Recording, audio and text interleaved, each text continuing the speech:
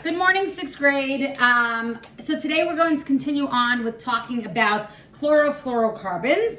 And we said yesterday that these chlorofluorocarbons are released into the atmosphere and they are going to cause damage to the ozone layer. And today we're going to talk about how and why. So I want to make a quick correction. Yesterday I mentioned that it's a carbon atom attached to 2 chlorines and 2 fluorines. That's how I drew it out yesterday. But that's actually wrong. It's 3 chlorines and 1 fluorine. That's what it looks like, okay? The attachment to carbon will be the same through a single bond because the fluorine, just like the chlorine, does want 1 more electron because it has 7 in its valence shell, and so it will bond that way. But it is not 2 fluorines, it's actually 3 chlorines, 1 fluorine. Okay, so really quickly, these chlorofluorocarbons, these CFCs, are found in certain items like some styrofoam plastics, some aerosol sprays, not so much anymore. I think they've been outlawed and so they can't make them with CFCs anymore. But back in the day, they used to be in these aerosol sprays, in refrigerants, air conditioners, things like that. Now, as long as this compound is contained within their container properly and they can't escape, then they can't do much harm, right? But if they are able to escape, then they go out into our atmosphere and they can do lots and lots of damage. And so, there are laws, now that we know about it, there are laws that prevent this molecule, that you have to have certain preventative measures so that this molecule doesn't actually get released into the atmosphere. And so we talked yesterday about what exactly ozone is. We said that it's 3 oxygens attached to each other, 1 via a single bond and 2 via single bond and 2 via a double bond. And so what's going to happen when the CFC molecule is released? It is a gas and it does go up into the atmosphere. So what happens when it's released? Well, what happens is that the sun, we know that there's high radiation in that area. And the sun's radiation is going to break this bond between the chlorine and the carbon, okay? And when that happens, this chlorine is then available to react. It's actually extremely reactive with an oxygen, and it will break this bond between these 2 oxygens. And what's going to happen is that now the chlorine is going to bond with this oxygen. It's going to create this bond. Now, by the way, not a very stable bond, right? Because oxygen's not so happy, okay? Eventually, and I'll explain to you why this ends up being so dangerous. Well, what happens is that now this double bond, they're fine, they're happy. That's actually regular oxygen. The oxygen we breathe in is O2. So we'll have an oxygen double bond to an oxygen. That's a stable molecule. It's happy. So what happens is that this bond gets broken. It goes to the chlorine. So now we've just destroyed an ozone molecule, right? But remember, this bond is not so stable. And so this will break again, okay? This will break and this ozone will then go flying somewhere else. Well, what happens is this oxygen will go fly somewhere else. Well, guess what? There's another ozone, right? And now we know that now this chlorine is available, it will break another bond and it will bond to this oxygen. And it will keep happening and happening and happening and happening and happening. So 1 chlorine that is available in the atmosphere can do lots and lots of damage because it will kind of like domino, right? It will break off an oxygen from the ozone. It will break off the oxygen from itself, and then it will go find another oxygen off of another ozone. Then it will break again, go find another oxygen off of another ozone. Break again, find another oxygen over another ozone. So one chlorine can actually have a cascade effect on many, many, many different ozone molecules. And that is where the danger is really, really severe.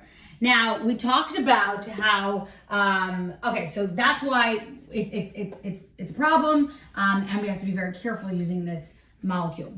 So today, I'm going to continue on talking a little bit about the photon. We said there's this danger zone, the UV, there's X-ray, and then there's gamma.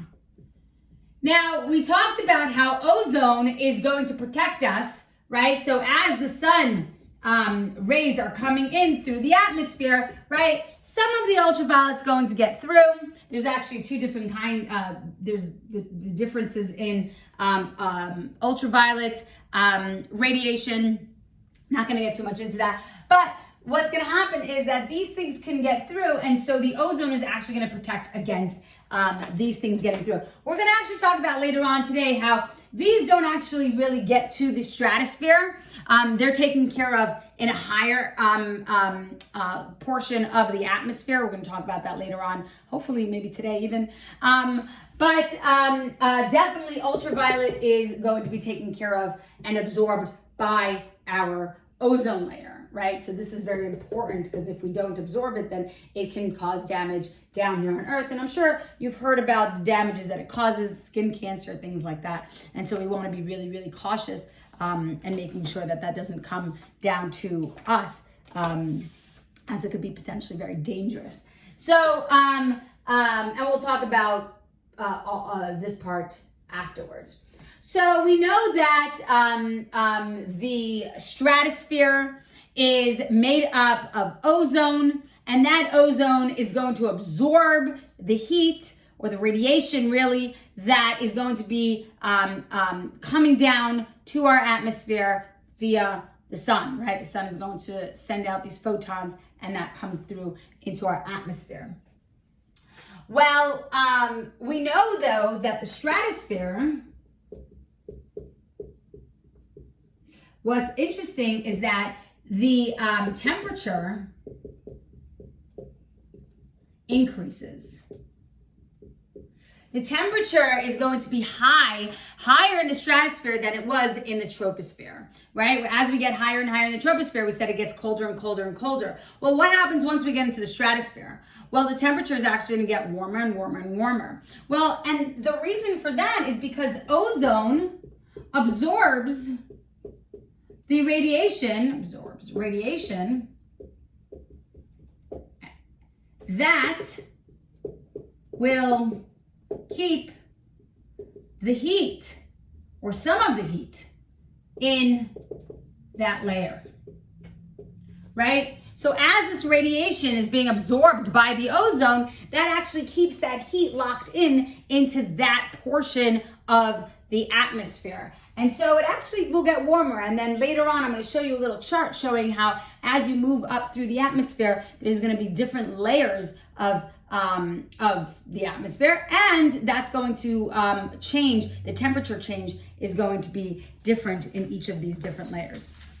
Okay, so now that we're kind of touching on a couple of things because we're kind of finishing up the stratosphere and moving on to the next. The next portion of the atmosphere is the mesosphere. And there's not really much to talk about the mesosphere. Just very simply, mesosphere. The mesosphere extends 80 kilometers or about 50 miles up into the atmosphere. And this layer is the coldest.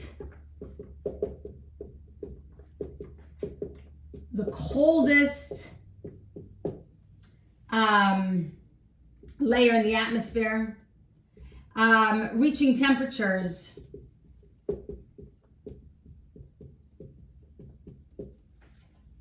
of approximately negative 93 degrees Celsius.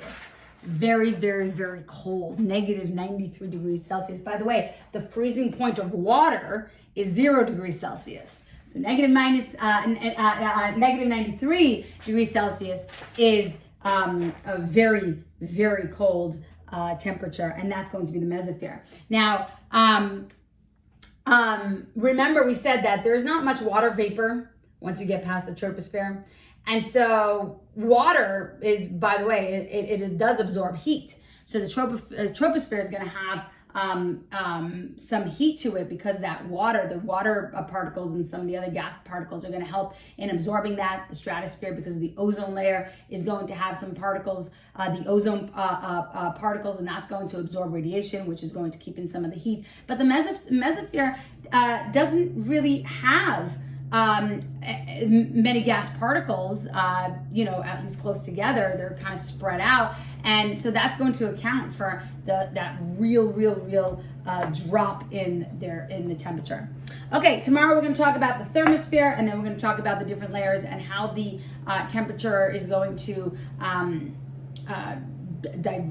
deviate between the different ones. We kind of touched on it, but I'm going to show you a little diagram to help make it a little clearer for you. And I think I'll just end right here. Pretty simple class today, and I will see you later on. Have a good day.